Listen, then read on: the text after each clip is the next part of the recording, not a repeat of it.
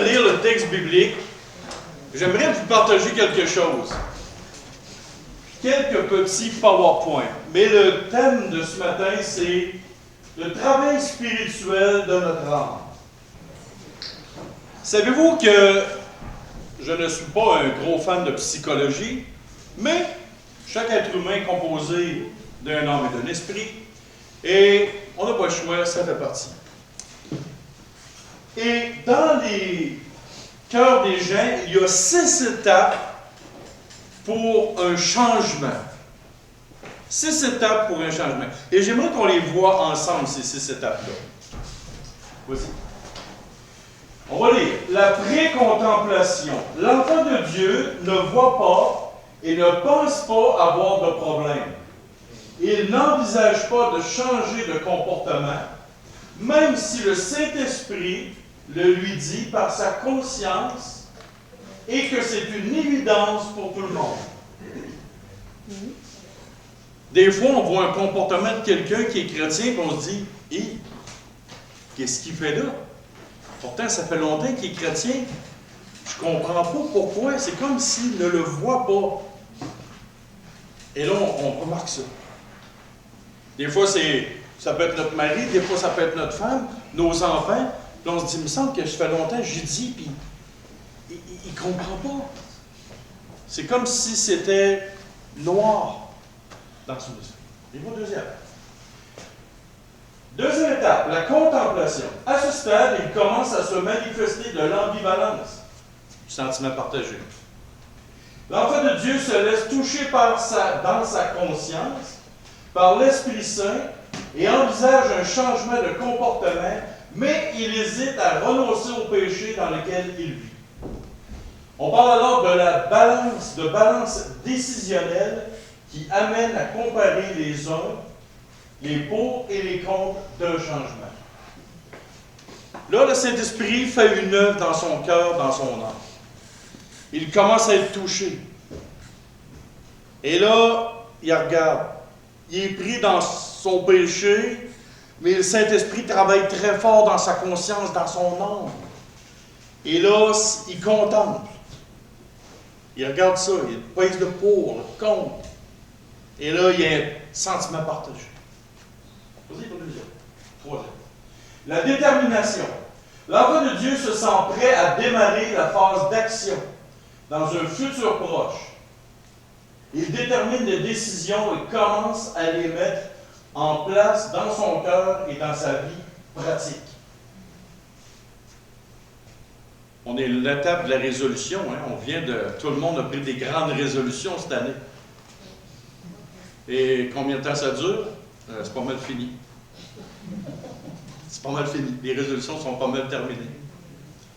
Et souvent, on s'engage, là, on a plein d'idées, puis on est prêt à changer, partir en guerre, puis en victoire, puis on n'a pas fini la semaine, puis la victoire n'est pas là, puis la bataille est terminée. Ton mari t'avait promis qu'il changerait. C'est pas encore arrivé. Là, ça commence bien.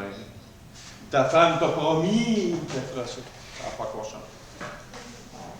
Mais il y a quelque chose qui chemine. Il y a quelque chose qui s'en vient. Prendre une décision. OK? On y va là. Et là, l'action. Le changement est engagé vers des modifications de sa pensée et de sa marche avec le Seigneur. Les difficultés sont importantes, le soutien et l'encouragement sont nécessaires. Un frère qui est là, il a pris la position, une sœur, moi je ne touche plus à l'alcool. J'ai un problème d'alcoolisme. Au début, c'est non, j'ai pas de problème, mais il aurait pu allumer un feu de camp avec son haleine. Mais il était vraiment, il n'y avait pas de problème. Petite 15 à 24 par semaine, c'est pas grave. Le Seigneur a changé l'eau en vin. Moi, pourquoi que je peux en boire aussi? Ah? Il y a un petit processus qui se passe dans sa tête. Et là, un matin, sa femme le regarde. Qu'est-ce qui s'est passé là? Il y a un changement. Il y a des actions concrètes qui sont prises. Mais il y a des difficultés. il va y avoir des chutes. On y passe à là. Maintien et rechute. À cette phase de consolidation, il convient de rester prudent car les tentations sont nombreuses de retourner au passé et aux comportements problématiques. Et l'autre, la rechute est possible et fait partie du processus normal de changement.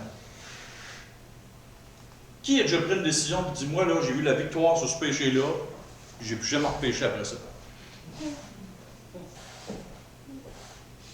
Levez la main, ceux qui ne sont pas coupables. À 18 ans, j'ai arrêté de fumer. Oui, c'est bien. Je ne connaissais pas Dieu. Là. OK.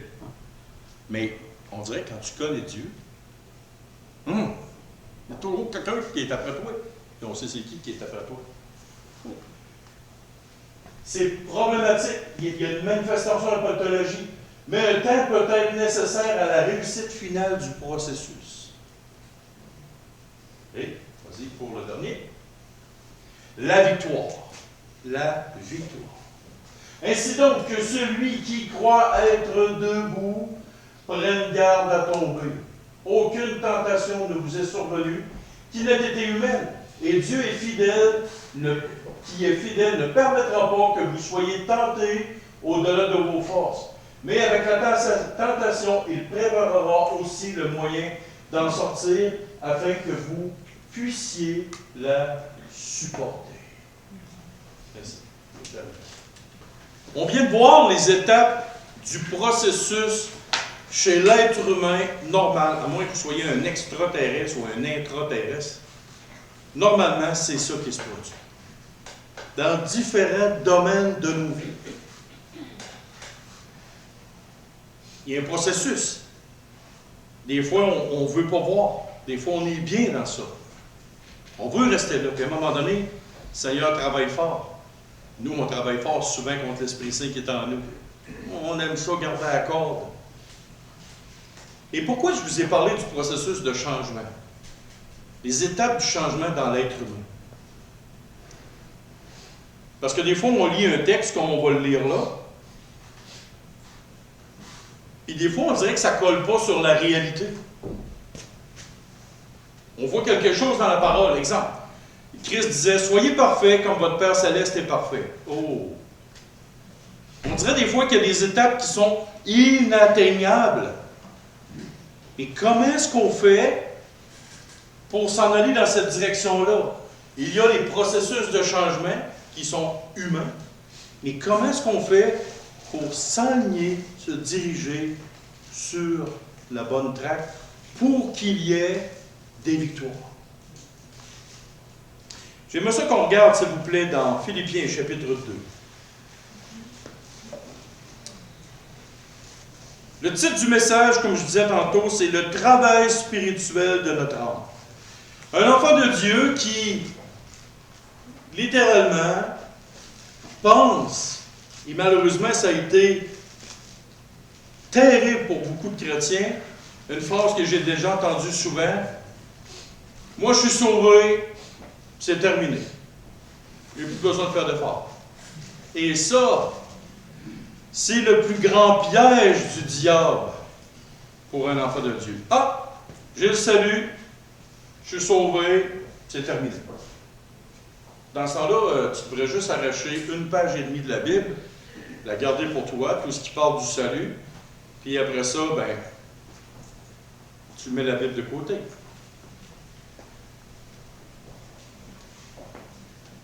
Verset 12.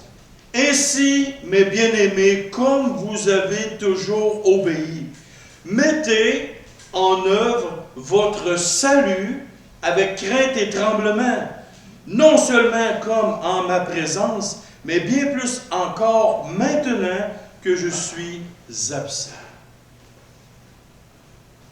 Quand j'étais jeune comme chrétien, j'ai été heurté avec ce verset-là. Mettre en œuvre mon salut. Ouais, mais pourtant, je suis sauvé par le Seigneur. Comment je peux mettre en œuvre quelque chose qui m'a été donné par Christ? Christ a tout fait à la croix. Je suis sauvé par les œuvres. Non. Sauvé par la foi. J'ai placé ma foi en Christ. Et là, il me dit, mettez en œuvre votre salut. Il y a des vieilles traductions qui ont dit, travaillez à votre salut. Oh, ça, c'était pas une bonne traduction. Mais ici, on voit une bonne traduction, c'est marqué, mettez en œuvre votre salut. Et là, je me suis cassé la tête, je me suis dit, comment on comprend ça? Et j'ai fait, comme le Seigneur Jésus, j'ai pris quelque chose de très simple. Le Seigneur, il prenait des exemples très simples de la nature pour nous faire comprendre des grandes vérités spirituelles. Imaginons que notre salut est une terre que Dieu a achetée par son Fils. Christ est arrivé et a acheté une grande terre. Et là, il me dit, James, ou Brice, ou peu importe, dans la salle, tu vas venir, tu es sur la terre. La terre m'appartient. Un peu comme Adam et Ève. Adam il est mis sur la terre appartient à Dieu, mais c'était stable, c'était ferme, puis il a dit, cultive le jardin, puis prends-en soin. Alors, si on veut comparer ça à une terre, le salut est stable et ferme, il ne peut pas se perdre. Mais nous sommes placés dans ce salut et nous devons nous mettre à l'œuvre. Sur la terre. Sur la terre. Avec quoi on travaille la terre? Dites-moi pas un gros John Deere, 4 roues. Si on prend un langage biblique, avec quoi on travaille la terre? Avec notre tête, avec des outils, avec notre corps. On se lève le matin, on va travailler, on fait des efforts pour arriver à quelque chose de bien. Qui plante quelque chose dans une terre en disant « c'est pas grave si ça manque son goût ». Il n'y a personne.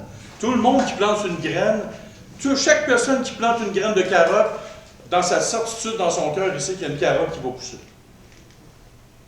Mais ce n'est pas toujours le cas. Donc, si le salut est une terre, et c'est imagé, nous sommes pris et nous sommes mis sur cette terre et on doit mettre en œuvre ce pourquoi nous avons été créés. L'homme sur la terre a été créé pour cultiver et garder le sol. Nous, on a été sauvés pour faire quoi?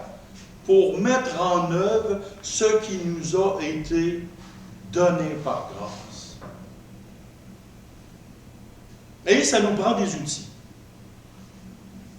Donc là, maintenant, ce qu'on va faire, on va ouvrir notre coffre d'outils. Si on veut un langage imagé.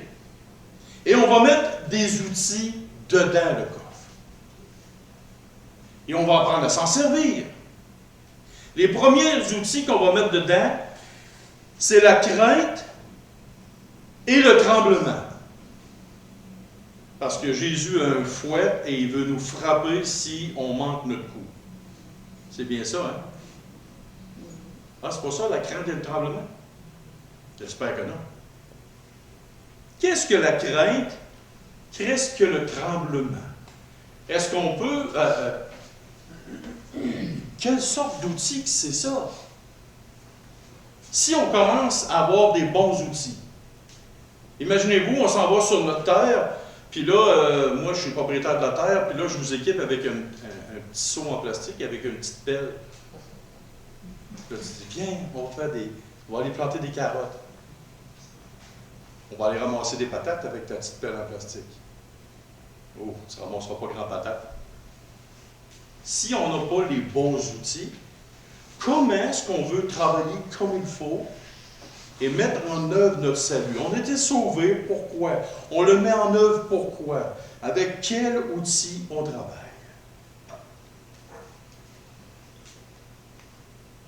Je vous le dis. On va tourner, s'il vous plaît, dans Hébreux chapitre 4. Versets 1 à 13. Qu'est-ce que la crainte et le tremblement? Hébreux chapitre 4.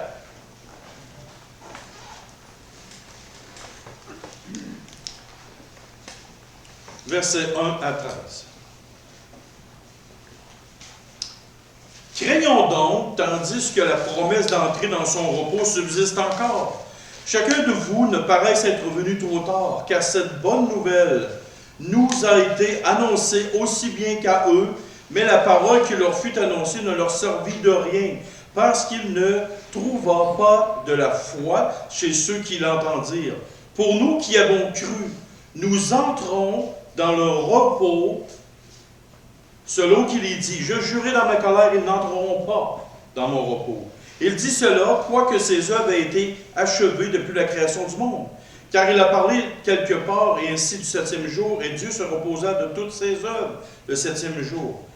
Et ici encore, ils n'entreront point dans mon repos. Or, puisqu'il reste, qu'il est encore réservé à quelques-uns d'y entrer, et que ceux à qui d'abord la promesse a été faite n'y sont pas entrés à cause de leur désobéissance, Dieu fixe de nouveau un jour aujourd'hui en disant, dans David, bien longtemps après, comme il est dit plus haut, aujourd'hui, si vous entendez sa voix, n'endurcissez pas vos cœurs. Et là, regardez bien le verset 8. Car si Josué leur avait donné le repos, Dieu ne parlerait pas après cela d'un autre jour. Il y a donc un repos de sabbat réservé au peuple de Dieu. Car celui qui entre dans le repos de Dieu se repose de ses œuvres, comme Dieu s'est reposé des siennes. Empressons-nous donc d'entrer dans ce repos, afin que personne ne tombe en donnant le même exemple de désobéissance. Car la parole de Dieu est vivante et efficace, plus tranchante que d'une épée quelconque à deux tranchants, pénétrante jusqu'à partager âme et esprit, jointure et moelle. Elle juge les sentiments et les pensées du cœur. Nulle créature n'est cachée devant lui, mais tout est nu et découvert aux yeux de celui à qui nous devons rendre compte. Avez-vous remarqué que dans le texte qui est ici, c'est un peu long à lire, mais en premier, il parle d'un repos du salut de l'homme. Et là, en moitié chemin, il dit qu'il y a un repos de sabbat qui est réservé pour le peuple de Dieu. Et là, il amène les gens dans une pensée, il dit, écoute, la parole de Dieu sépare le cœur, l'homme, et il dit que rien caché, puis que tout le monde, sans exception, va rendre compte pour ses œuvres devant Dieu. Il est en train de prêcher le salut à des inconvertis, et à moitié chemin, il prêche quelque chose d'important pour les convertis. Il lui dit, « Hey, fais attention. » Donc, qu'est-ce que la crainte et le tremblement? Si on retourne à notre texte. Mettez en œuvre votre salut avec crainte et tremblement. Non seulement comme en ma présence, mais bien plus encore maintenant que je suis absent. Souvenez-vous du texte que le Seigneur Jésus disait à un moment donné, il dit, comme un homme qui part pendant un certain temps, qui revient et qui demande compte de l'administration de ses serviteurs.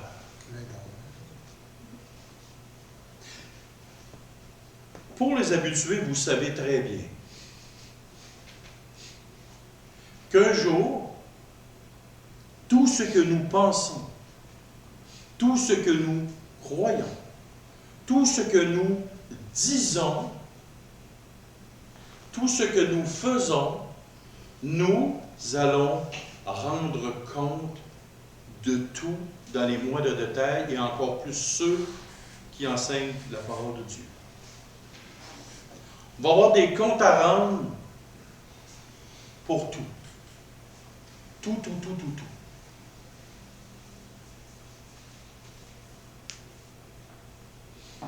Chaque fois que je pose un geste,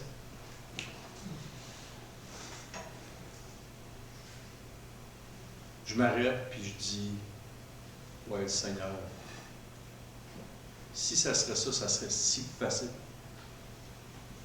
On est si prisonniers de toutes sortes de choses qui nous entourent. On a de la publicité partout, on a des gens qui parlent autour de nous, il y a des gens qui agissent autour de nous. Et là, on est comme une éponge, puis on imbibe ce qu'il y a autour de nous. Et trop souvent, on glisse,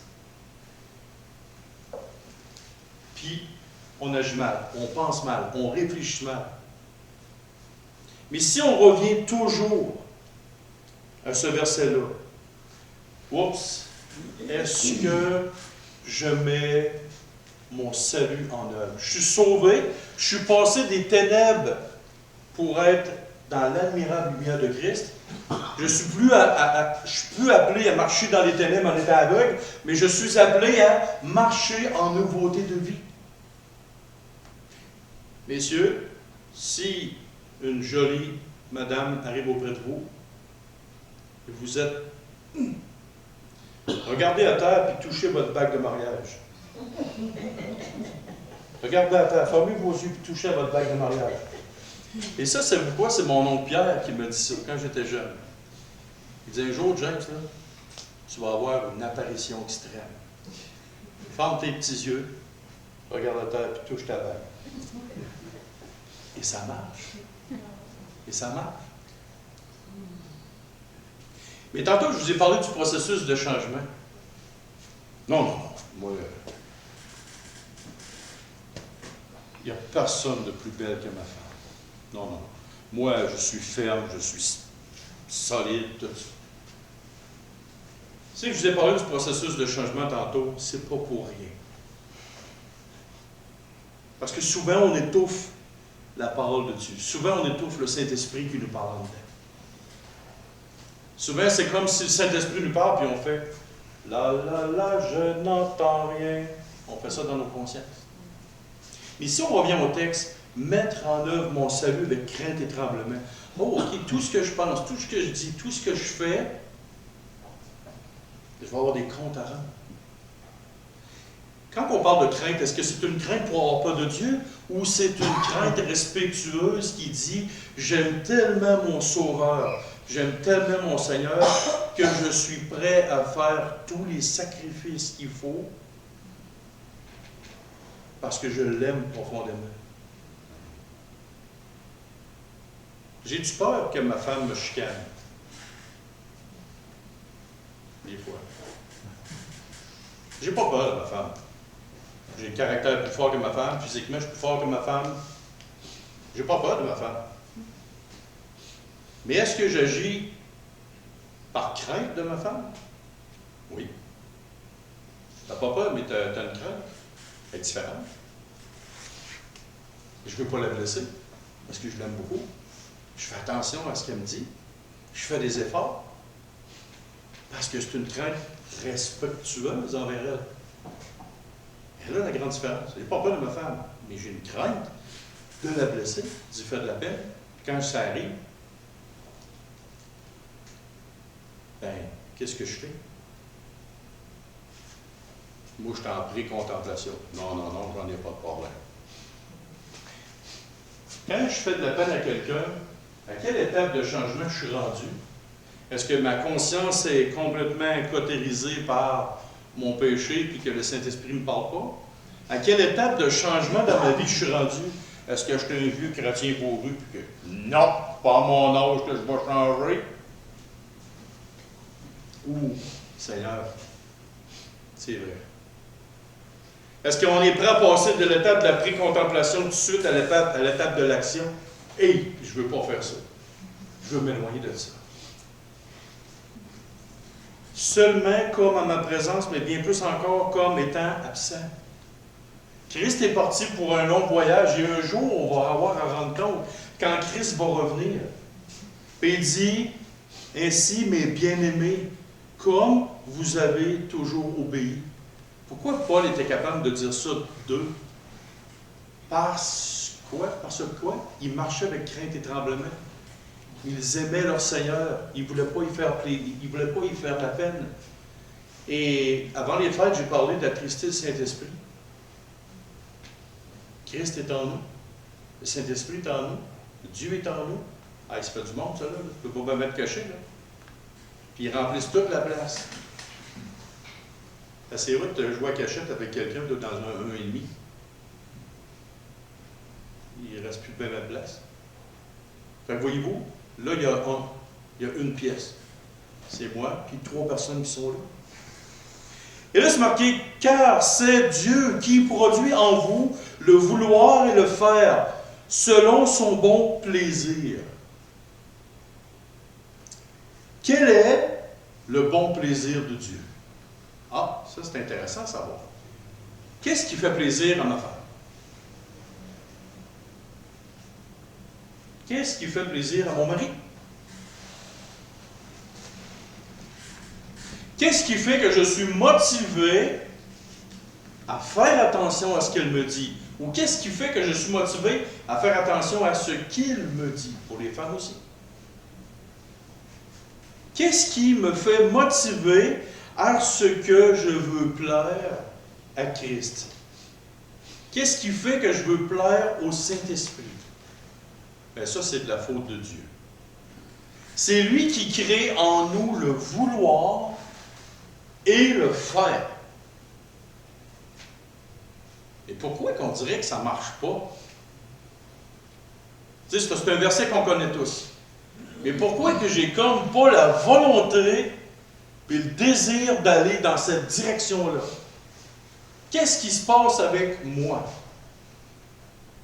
Ah ben, on est dans l'étape de la pré-contemplation, ben c'est toujours la faute des autres. Je ne viens pas à l'Église parce que.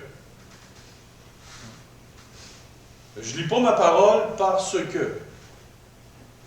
Ma femme souvent me dit, arrête de justifier. C'est vrai. Il faut que je fasse attention. Est-ce que trop souvent on se justifie auprès de Dieu? Ah, mais Seigneur, parce que. Adam, il y a un gars qui a dit ça. Adam, il dit, ouais, c'est à cause de la femme que tu m'as donnée. C'est de sa faute, hein? Puis Adam, il servirait le bord. Il dit, ah, c'est le chien. Ève va servir le bord, ah, c'est le chien. Après ça, le chien servira le bord, ah, c'est le chat. Puis le chat servira le bord, ah, c'est le hamster. Il y a une fable de La Fontaine qui dit, on a toujours besoin des plus petits que soi. Ben, on trouve toujours un coupable. Parce que si on trouve toujours un coupable, on est dans la phase du pré-contemplation. Pour ma faute, toujours la faute des autres. Et qu'est-ce qui fait que Dieu crée en nous le vouloir et le faire pour mettre en œuvre quelque chose, pour travailler quelque chose chez nous, et là, tout d'un coup, on dirait que ça ne marche pas, ça ne fonctionne pas. L'orgueil. L'orgueil est la base du péché. Je n'ai pas de problème. Ah non, c'est de la faute des autres. Non, non, non, non. Reviens à la base. Plus l'orgueil va disparaître dans ton cœur, dans ton âme, plus le péché va commencer à se décoller d'après toi, plus tu vas devenir humble, plus tu vas devenir comme Christ. Ta direction ultime, c'est Christ. Plus tu vas désirer mourir à toi-même, plus tu vas dire, c'est fini, je veux passer à l'étape de l'action, puis de la maintenir, cette action-là. Plus tu vas laisser l'Esprit de Dieu agir en dedans de toi, plus il va y avoir un processus de changement qui va se faire. Plus tu gardes ton orgueil, plus ton péché reste collé après toi, et plus il ne se détache pas. Plus tu dis, c'est terminé, je ne veux plus rien savoir. Savez-vous quand est-ce que le péché s'en va de nous? Quand ton péché te donne mal au cœur et que ça te donne rien qu'envie de vomir. Je ne cherche pas de midi à 14 heures. Quand tu es écœuré, que tu as mal au cœur de ton péché, que ça te fait souffrir, quand est-ce qu'un alcoolique décide d'arrêter de boire, littéralement? Quand tout ce qu'il voit, ça l'écœure, ça le pogne au corps. Il se dit, c'est terminé. J'ai tellement fait souffrir les gens autour de moi, je ne veux plus rien savoir. Même chose avec la drogue. Et c'est la même chose avec le péché. Quand ton péché te lève le cœur, quand ça fait mal en dedans, et que ça fait souffrir les gens que tu aimes autour de toi, tu tombes dans la période de changement, d'action. Et là, Dieu qui crée en toi le vouloir et le faire peut agir parce que l'Esprit Saint est libre d'agir. Verset 14. Faites toutes choses. Toutes choses.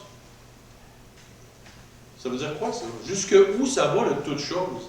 Faites toutes choses sans murmure ni hésitation.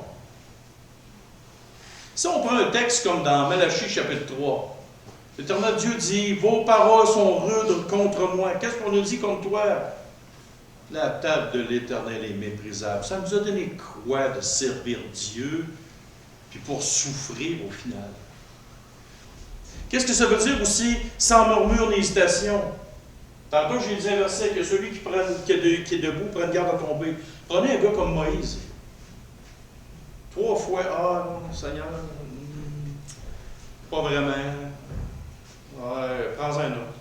Oh, ça, le Seigneur n'aura pas aimé ça. Un homme comme Jérémie, Jérémie chapitre 1, verset 4, ah, je suis trop jeune, Seigneur. Je suis trop jeune. Moïse, ah, j'ai pas la parole facile. Ah, c'est pas de ma faute, prends un autre, regarde à gauche, regarde à droite, mais pas vers moi, Seigneur. Sans murmure ni hésitation. Quand tu fais quelque chose, tout ce que tu fais, fais-le sans murmure, sans hésitation. Quand le Seigneur te donne quelque chose, il te donne en toi le vouloir et le faire. Il te dit, change ça. Qu'est-ce qu'on fait? On murmure, on a de l'hésitation. On est dans la phase du pré-contemplation, dans la phase de la contemplation. Ça arrête toujours là, ça bloque toujours là. Qu'est-ce qui est le plus dur entre garder un péché et vivre les conséquences de notre péché ou abandonner ça puis avoir la victoire? Abandonner ça puis avoir la victoire. Savez-vous pourquoi? Si vous faites un tir de concours à la corde avec un monstre, là, puis là, il vous demande, ah ouais, tu sais, hey, tu vas voir, tu vas te fatiguer à tirer. Et c'est donc bien facile. Tu le laisses aller, puis là, il tombe ses fesses. Là, tu es mort de rire, là, tu t'accotes, là, tu ne forces plus. C'est quand on lâche prise sur quelque chose que ça devient de plus en plus facile. Ça devient de plus en plus facile. Quand notre péché nous dégoûte, on lâche prise. Là, le Seigneur agit dans nous autres. Notre conscience est travaillée. Le Saint-Esprit travaille et il nous transforme.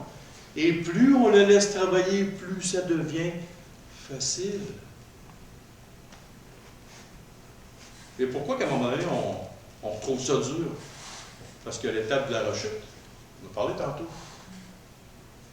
L'étape de la rechute. Et pourquoi le Seigneur permet qu'on retombe? Tu sais, les enfants d'Israël, quand ils sont allés dans le désert, s'ils avaient été dans le désert juste 2-3 semaines, là, ils sont allés dans le désert longtemps. Ceux qui sont sortis du désert, quand ils ont vu le pays qui coule le lait et le miel, ils ont dit, bon, on va retourner dans le désert. Hein. Il me semble que ce ne sera pas pire, rien qu'avec les scorpions, les serpents, le gros soleil. C'était bien plus le fun là-bas. Mais vous remarquez qu'à un moment donné, ils ont commencé à chioler pour Moïse. Ouais, il me semble que c'était plus le fun en Égypte. Si vous regardez l'histoire du peuple d'Israël, c'est l'histoire commune de tous les hommes sur terre qui sont enfants de Dieu. Plus tu lis l'histoire du peuple d'Israël, plus tu te laisses diriger par l'Esprit Saint, plus tu t'aperçois que, ouais, j'aurais fait probablement la même chose si j'avais arrêté là. Même chose.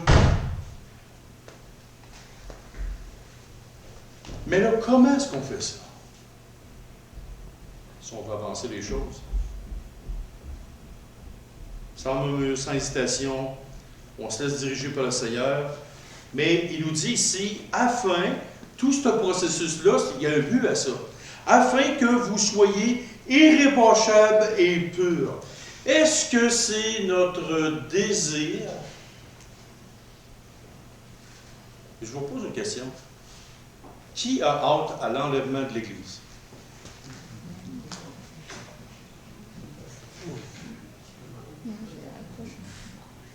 père Hall, mon beau-père Hall, c'est sûr. Dites-moi ce que vous avez encore le plus hâte que l'enlèvement de l'Église. C'est comme un professeur d'école, je viens de le lire. Avant l'enlèvement de l'Église, j'aimerais ça vivre ça, afin que vous soyez irréprochables et purs.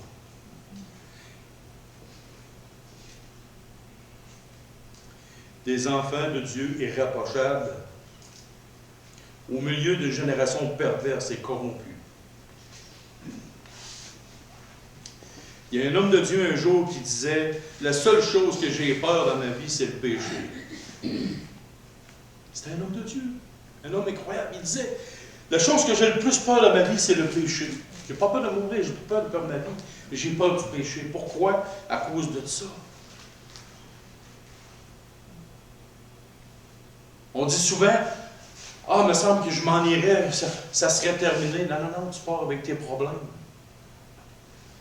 Ce que tu devrais désirer avant même d'avoir part à l'enlèvement de l'Église, c'est ça ici. D'être irréprochable et pur. Des enfants de Dieu irréprochables au milieu d'une génération perverse et corrompue. Parmi lesquels vous brillez comme des flambeaux dans le monde.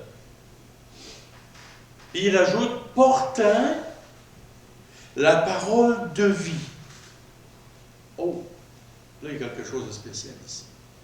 Mon plus grand désir, est-ce que c'est d'être irréprochable et pur au milieu d'une génération corrompue? La plus grande question qu'une personne devrait se dire, est-ce que j'ai déjà pleuré sur mon état de péché? Est-ce que j'ai déjà pleuré sur ma stupidité profonde d'offenser le Saint-Esprit? À quelle étape du changement je suis rendu pour plaire au Seigneur? Est-ce que je suis encore dans la pré-contemplation et dire « Ah non, non, moi je reste même. » Ou « J'aime tellement mon Seigneur, j'aime tellement mon Roi, j'aime tellement mon Sauveur. » Il est réellement mon maître sur ma vie. Alors, s'il est ton maître, pourquoi tu n'agis pas comme tel? Pourquoi tu t'enlignes pas sur cette vérité-là? Ici, parmi lesquels vous brillez comme des flambeaux dans le monde. Qu'est-ce que le Seigneur Jésus nous a dit? Vous êtes la lumière du monde. Vous êtes passé des ténèbres à la lumière de Christ. Là, Christ nous dit, et ça c'est un super méchant fardeau, là. Moi, James, perverti, coupable, pécheur, je suis la lumière du monde. Et ça, c'est pas moi qui le dis, là. C'est Christ. Mais est-ce que j'agis dans ce sens-là? On sait très bien que je ne serai jamais parfait en tant qu'être humain. Mais est-ce que ma vie désire toujours, constamment, aller dans cette direction-là? Est-ce que je mets en œuvre, avec crainte et tremblement, cette chose-là que Christ m'a donnée pour travailler sur la terre de Christ? Si le sel perd de sa saveur, à quoi il sert? Il ne sert à rien. Il sert à être jeté aux pieds. C'est moi qui ai le sel de la terre, c'est vous qui êtes le sel de la terre. On n'a aucune saveur. Aucune saveur. Avez-vous déjà mangé un pain pas de sel? Madame Lacaze? Ça ne passe pas. Hein? Pour moi, M. Lacaze ne vous aimera pas. Hein? Hein, t'as oublié le sel. Et je vous le dis, là, ça paraît tout de suite. Pourtant, c'est un petit peu de sel. Un petit peu de sel. Tu fais une batch de pain, oublie-le, tu vas voir ce qui va arriver. Hey, le monde va dire, oh, il manque du sel dedans. Ça va être évident. Pareil comme de l'huile moteur qui n'est plus dans un moteur.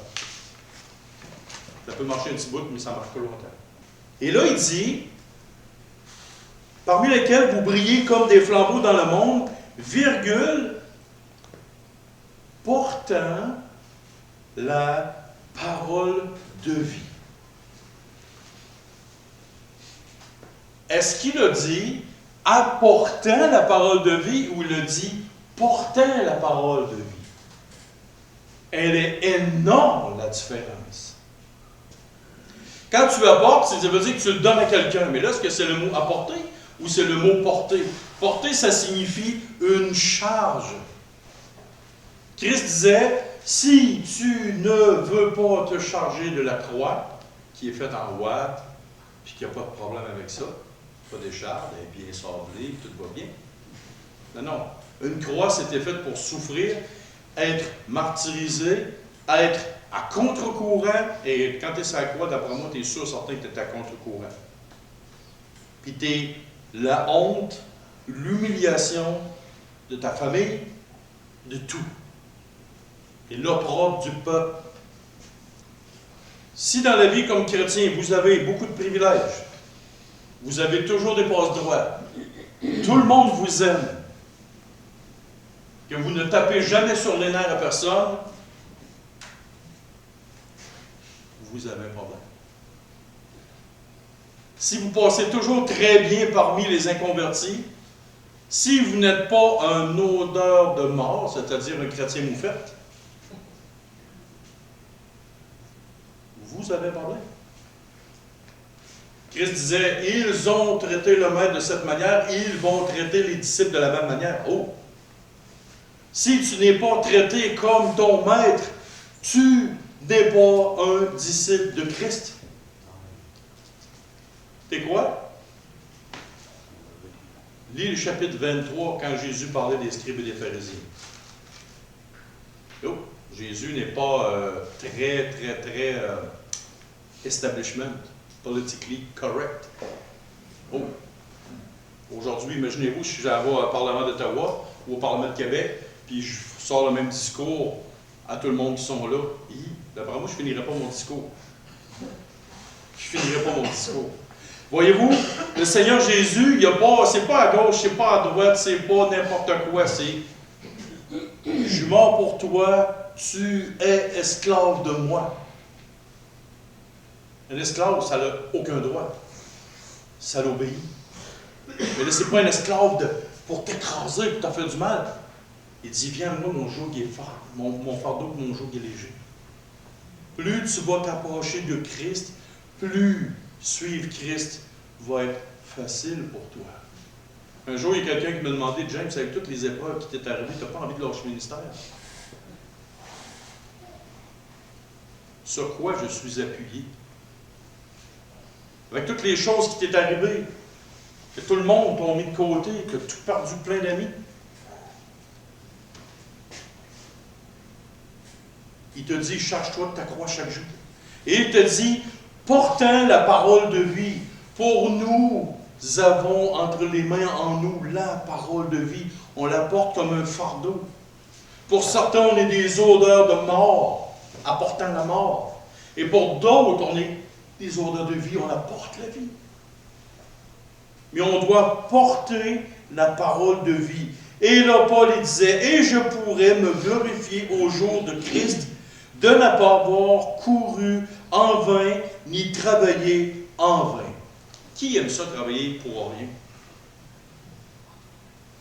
L'apôtre Paul, là, quand il travaillait, là, il ne voulait pas travailler pour le fun. Là. Il allait là. Puis quand tu regardes son pédigré dans 2 Corinthiens, quelle chose que je n'ai pas subi pour les enfants de Dieu. Hey! Levez la main ceux qui auraient voulu suivre Paul à côté de chaque jour. Mais c'est pas rien pour entendre l'enseignement. Là. Tu prends le package D, le complet. Là. Tu prends tout. Il mange un coup de poing d'en face, tu manges le coup de poing d'en face. Il se fait fouetter, il se fait lapider, tu prends tout avec. Tu prends tout. C'est tout ou rien. Et Paul était un homme très intense, très pour Christ, et il était prêt à aller jusqu'à la mort, et c'est ce qui est arrivé, il est mort pour Christ. Donc maintenant, est-ce que nous voulons travailler en vain? Et si on regarde le verset 17 à 18, « Et même si je sers de libation pour le sacrifice et pour le service de votre foi, je m'en réjouis et je m'en réjouirai avec vous tous. Vous aussi, réjouissez-vous de même et réjouissez-vous avec moi. » Est-ce qu'on se réjouit littéralement, comme Paul, de servir de libation? Qu'est-ce que libation? C'est une offrande liquide qu'on offrait. Puis quand tu offres une offrande liquide, qu'est-ce qui arrive? Essaye de le récupérer après. Tu ne peux pas. Prenez un verre d'eau, là, puis envoyez-le à la terre. Là. Je ne parle pas ici, mais à terre, là, parce que tu ne peux pas le récupérer, ça va rentrer dans la terre, c'est terminé. Donc, quand tu prends l'engagement de servir Christ, est-ce que tu le prends à demi-mesure, au quart de mesure, ou à sa pleine mesure? Il est là, la grande question. Donc, si on résume très vite, les périodes de changement, est-ce qu'on reste à la précontemplation ou on passe à l'action pour mettre en œuvre de façon concrète, avec crainte, tremblement, par profond amour pour mon Sauveur? Est-ce que je mets ma passion, ma vie, mon œuvre, mon cœur, mon âme, mon respire? Est-ce que vous êtes imbibé de Christ chaque jour de votre vie? Et là, la grande question. Et là, la grande question.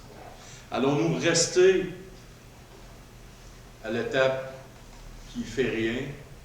On est bien, on est assis. On veut littéralement pleurer sur notre péché et mettre notre vie et notre salut en œuvre. Et là, la grande question. Si nous aimons notre confort, nous devrons rendre compte. Et c'est clair, net et précis. Alors, prions.